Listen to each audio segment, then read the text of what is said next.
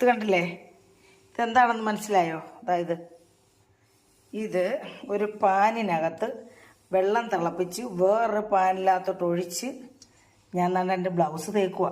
പെട്ടെന്ന് ഞാൻ ബ്ലൗസ് തേക്കാനായിട്ട് വന്ന് തേപ്പൊട്ടി ഓൺ ചെയ്തപ്പം കറണ്ടില്ല.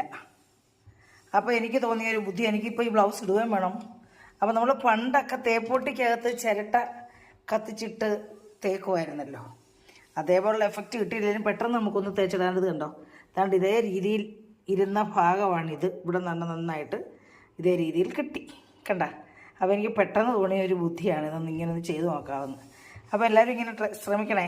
നമുക്ക് കുറച്ച് ഇപ്പോൾ ഇത് തണുക്കുമ്പോൾ വേറെ വെള്ളം നമുക്ക് തിളപ്പിച്ചൊഴിക്കാം. നമ്മൾ ചിരട്ട കത്തിച്ച് തേച്ച അതേ ഒരു രീതിയാണ്. ഇത് കണ്ടില്ലേ, ഈ കൈ ഇത്രയും നന്നായിട്ട് നമ്മുടെ മൊത്തം ചുടവും പോയി കിട്ടി. അതേ രീതിയിൽ ഇരുന്ന കയ്യാണ്, ഇത് കണ്ടോ.